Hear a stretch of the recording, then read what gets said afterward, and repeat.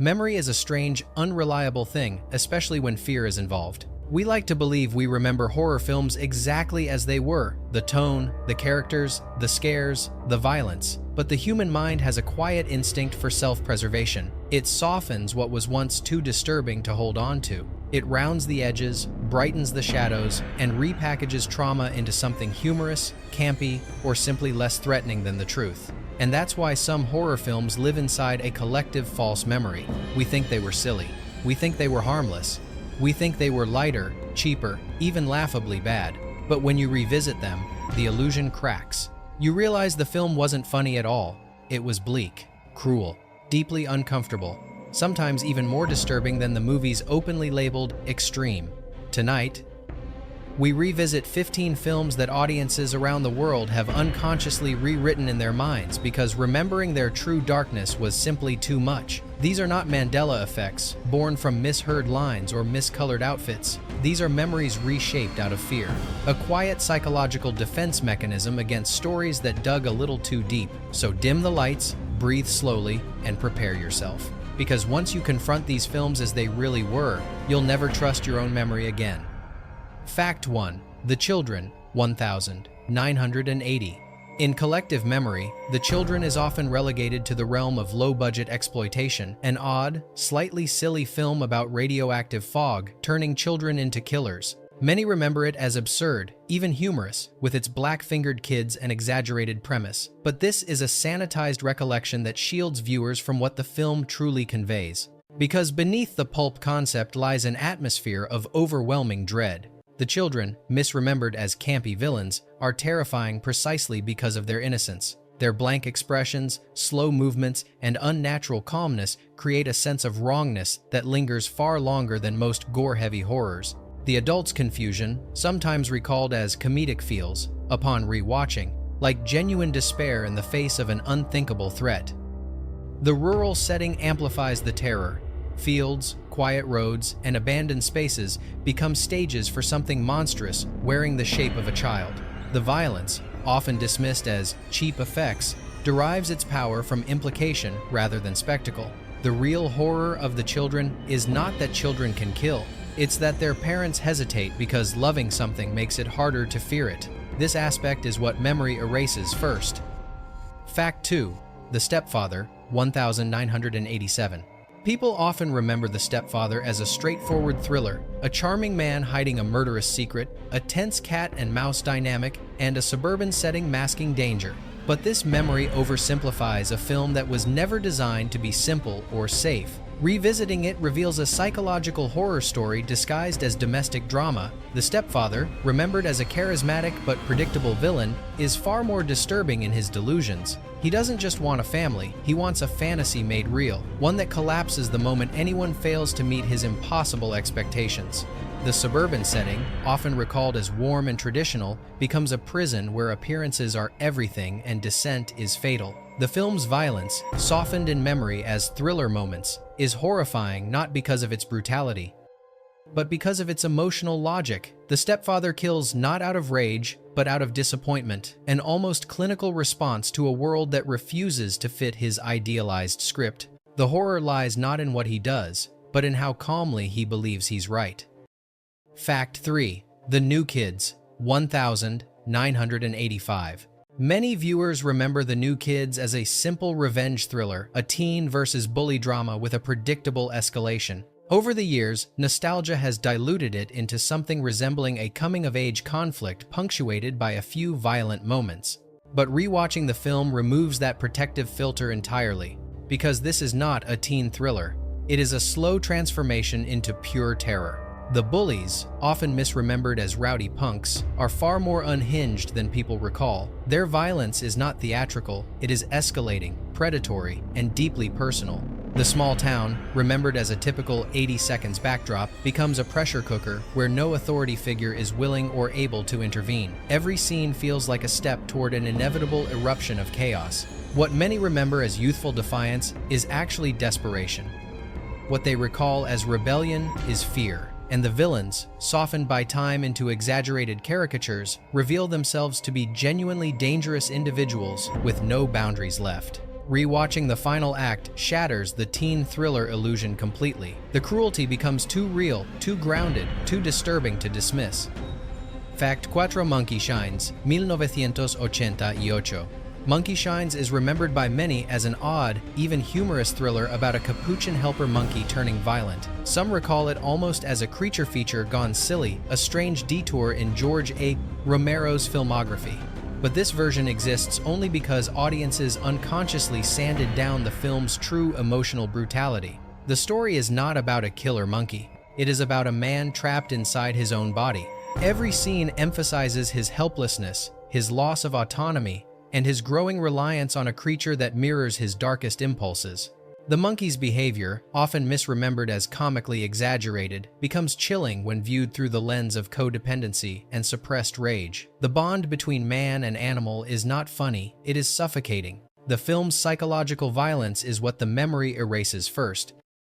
The breakdown of trust, the fear of losing control, the terror of being unable to defend oneself, these are far more disturbing than any physical attack. The silliness people recall is a defense mechanism shielding them from a story about vulnerability weaponized. Revisiting the film reveals a tragedy hiding under the guise of a thriller. Fact 5. The Funhouse 1981. Ask casual horror fans about the Funhouse, and many will describe it as a colorful carnival slasher, an amusement park romp with monsters, rides, and teenage hijinks. But this version exists only in memory. The real film is far more oppressive, far more grotesque, and far more emotionally heavy than people allow themselves to recall. The carnival, remembered as vibrant, is shot with grime and desperation. Every ride creaks. Every painted smile looks diseased. The workers, often misremembered as eccentric, are unsettling because they live in a world where spectacle and decay overlap until the difference becomes meaningless. The monster, remembered as a gimmick or a mask, is heartbreaking in its vulnerability and horrifying in its rage, an abused creature born from exploitation. The violence isn't playful. It is intimate, drawn out, and steeped in humiliation. The teens, often remembered as carefree stereotypes, are trapped in a maze designed to turn awe into dread. What people recall as carnival fun is actually a meditation on the rot beneath entertainment, the darkness we refuse to see behind the flashing lights. Fact 6. Tourist Trap 1979. Most viewers remember Tourist Trap as a campy, offbeat oddity, one of those late 70s curiosities filled with mannequins, telekinetic weirdness, and an overly theatrical villain. Over time, nostalgia has softened it into something fun, quirky, even endearingly strange. But rewatching the film strips away every layer of comforting misremembering, because Tourist Trap is not quirky, it is suffocatingly deranged. The mannequins, remembered as silly props, behave with a lifeless menace that feels too real, too human. The sound design voices trapped inside hollow plaster creates an atmosphere closer to a fever dream than a slasher. And the killer's omnipresent control, misremembered as comic exaggeration, feels like an invisible hand tightening around the characters' throats. What many recall as a playful mannequin movie is actually a psychological assault, a world where objects mimic life, where surfaces crack to reveal human terror beneath, and where escape is an illusion long before the characters realize it. The film's uncanny tone is what people forget first because the mind cannot comfortably store images that resemble a nightmare more than a narrative. Fact 7. April Fool's Day 1986. Most people remember April Fool's Day as the nice slasher, a playful take on murder mysteries, a film that doesn't take itself too seriously, and an entry in the genre you could show to friends who don't like violent horror. But memory edits out the parts that make this film so unnerving.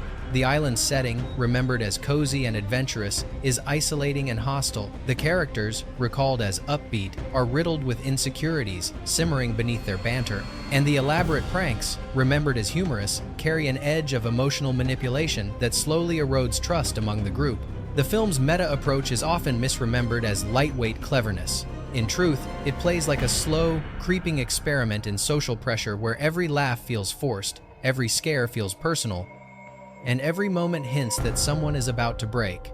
The tone is far more melancholic than nostalgic memories suggest. Even the infamous ending, typically dismissed as a gimmick, lands differently when revisited as adults. There's a lingering sadness beneath the reveal, a recognition of how fragile relationships become when pushed to their psychological limits. The collective misremembering comes from one place. It's easier to recall April Fool's Day as a joke rather than a mirror held up to how cruel people can be under the mask of fun.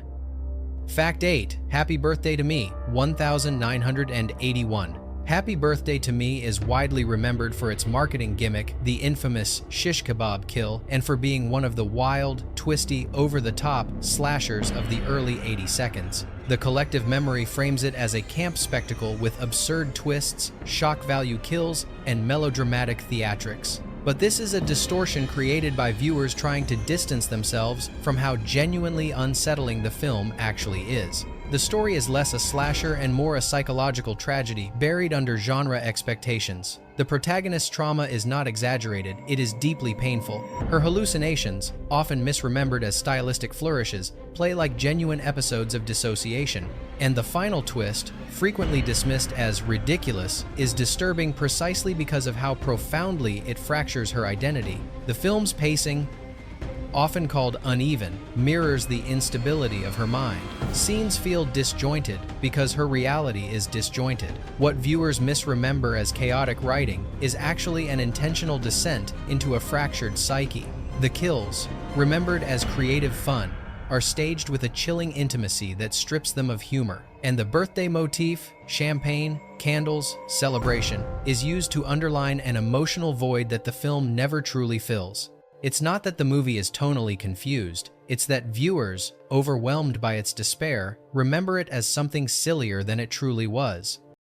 Fact 9. The House on Sorority Row, 1982. Fans often recall The House on Sorority Row as a glossy, comfortable slasher framed around sorority pranks and bright 80 seconds aesthetics. In memory, it's grouped with the fun college horror films light, stylish, and conventional. But the mind smooths over details that were never meant to be comforting. Rewatching the film reveals something far colder beneath the pink banners and party balloons.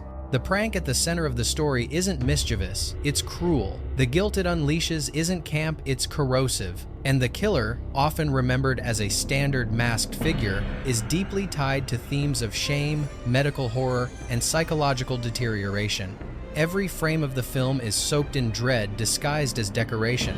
The performances, misremembered as teen movie caricatures, are manic because the characters themselves are collapsing under paranoia. The sorority house, often recalled as a stylish backdrop, becomes a claustrophobic labyrinth where secrecy turns friends into enemies and guilt rots the foundations of their sisterhood.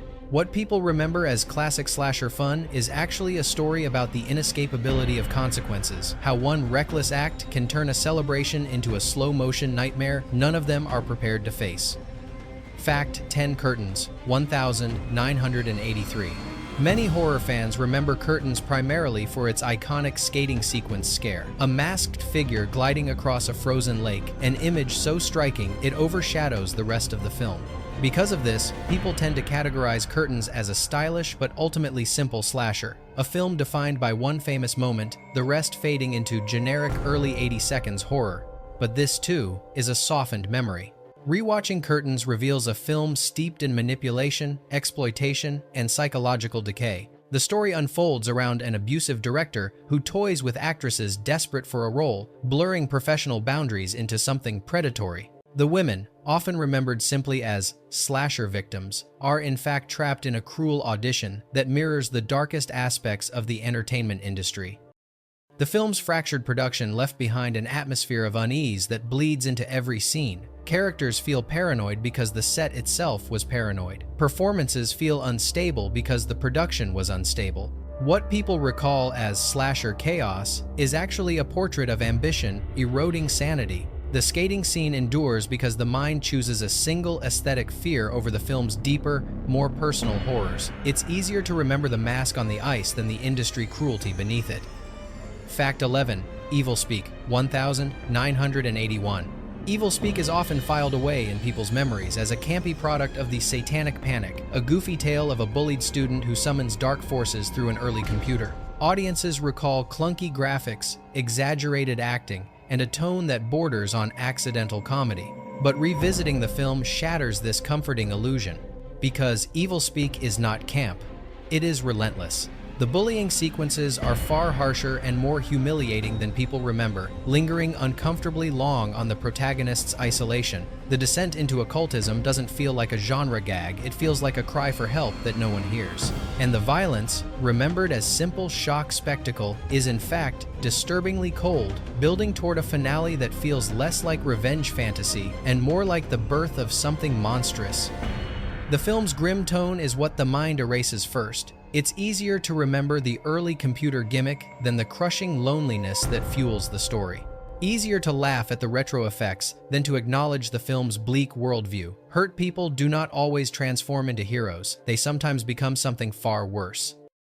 Fact 12. The Pit, 1981.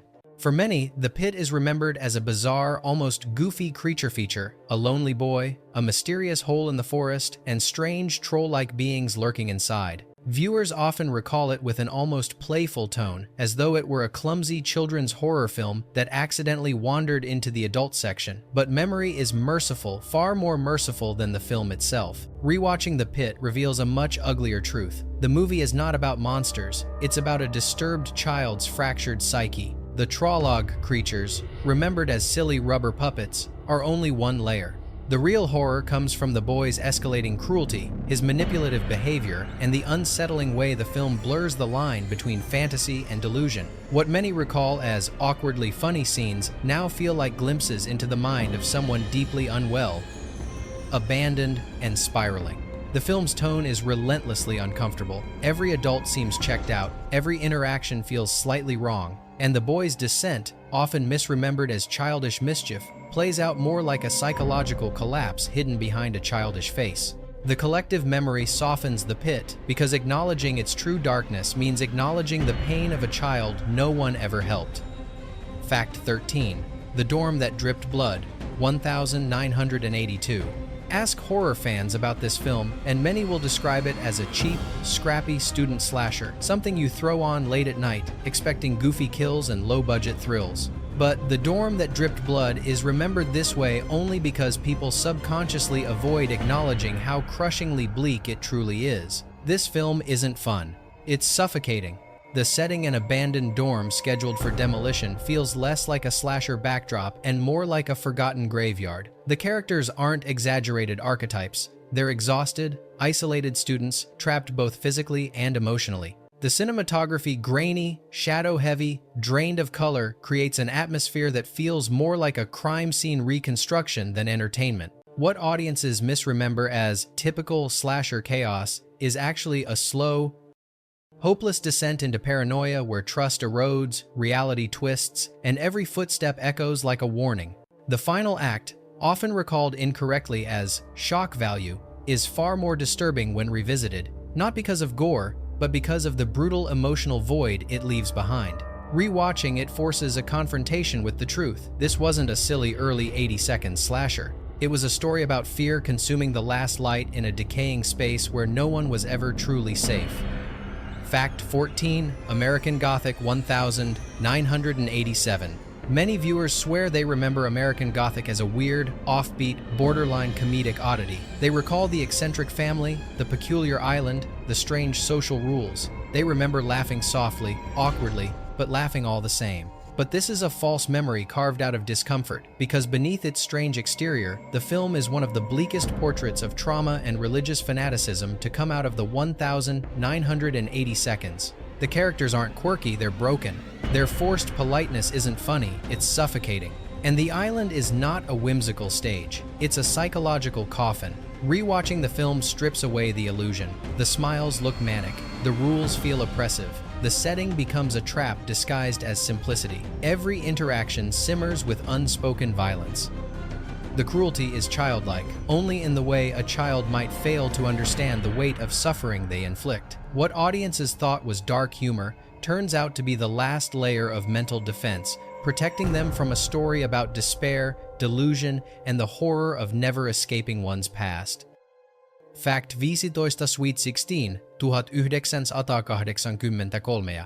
For decades, Sweet 16 has lived in the public imagination as a harmless teen slasher, one of those early 80 seconds relics people recall with a shrug, a smirk, or a nostalgic laugh. Viewers remember the neon lights, the small-town parties, the gossiping teenagers, and the predictable stalking sequences. But memory has conveniently erased something. This film was never fun, never light, and never meant to be consumed as camp.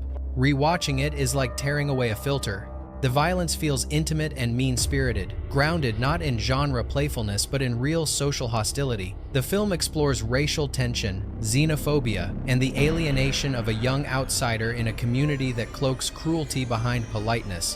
What audiences misremember as slasher simplicity is actually a portrait of moral decay, where every adult looks away, every teenager hides something, and every smile feels like a mask stretched too tightly. The murders themselves aren't grandiose set pieces, they're blunt, uncomfortable, and disturbingly mundane. It's this mundanity that the collective memory avoids. The darkness of Sweet 16 isn't in the kills, it's in how close the story feels to real life. Bonus film The Sender, 1982. Among cult horror fans, The Sender is often remembered incorrectly as a dreamy, slow, almost gentle psychological thriller. Many describe it as surreal but harmless, a soft-focus curiosity from the early 80s that leans more toward art house introspection than real terror. But this is a comforting illusion built from half memories and vague impressions. Rewatching The Sender reveals a film far more disturbing than audiences ever allowed themselves to admit. The story follows a young man with the ability to project his nightmares directly into the minds of others. People remember this as a cool narrative device, something imaginative, almost whimsical, but the reality is profoundly unsettling. Every hallucination is a window into unprocessed trauma, and every mind he touches becomes a victim of his internal suffering. The hospital setting, misremembered as sterile and calming, is oppressive, filled with flickering lights, suspicious staff, and a quiet dread that seems to seep through the walls. The protagonist's mother, often reduced in memory to an eccentric figure, is a far darker presence upon rewatching, a portrait of emotional abuse wrapped in religious rigidity. Most viewers forget how invasive the film feels. Scenes in which dreams bleed into reality are not surrealist indulgence, they are violations, forcing characters and the audience to experience pain that isn't theirs. What people remember as artsy weirdness is actually psychological terror presented with an almost clinical precision, and that final sequence remembered as symbolic is much more concrete and devastating when the film is viewed again with adult eyes. Memory makes The Sender seem softer because the truth is too quietly horrifying. It's not a film about nightmares. It's a film about being trapped inside someone else's suffering with no way to wake up. If tonight's episode unsettled something you thought you remembered clearly, that's no accident. Our minds reshape fear to protect us, but the darkness never truly disappears. It waits quietly until someone is willing to look at it again. And if these 15 films have already blurred the line between memory and reality for you, the next episode will take you even deeper. Return to the Night Shriek, where nothing is remembered the way it happened,